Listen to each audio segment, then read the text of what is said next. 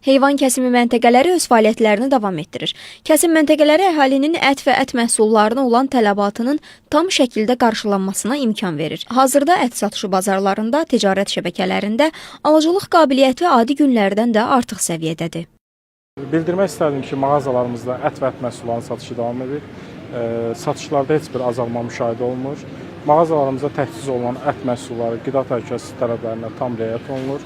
Məhsullarımız baytarlıq ekspertizadan keçmiş halda, sənədləşdirilmiş, sertifikatlaşmış halda təchiz olunur və qida təhlükəsizliyi tələblərinə uyğun saxlanması və sərgilənməsi həyata keçirilir.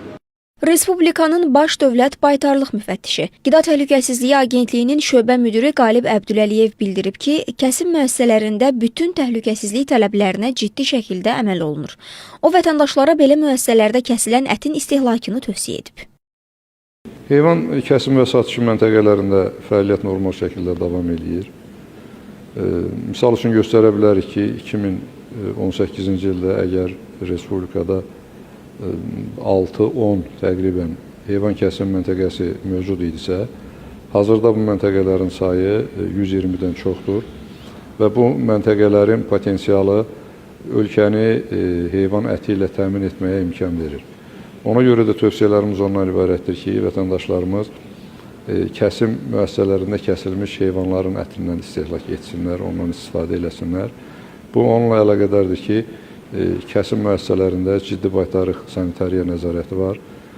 Bizim müfəttişlərimiz heyvanı kəsimdən qabaq müayinə eləyir. Əgər klinik formada və yaxud subklinik formada hər hansı xəstəlik şübhəsi aşkarlanarsa, mütləq həmin heyvan kəsimindən kənarlaşdırılır. Eyni zamanda heyvan kəsildikdən sonra da cəmdəyin baytarlıq sanitariya ekspertizası aparılır və ət müəyyən müddət soyudulmaq üçün saxlanılır.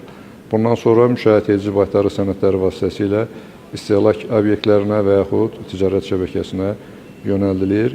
Bu, bazarların bağlanması ilə əlaqədar bu işdə hər hansı məhdudiyyət yoxdur.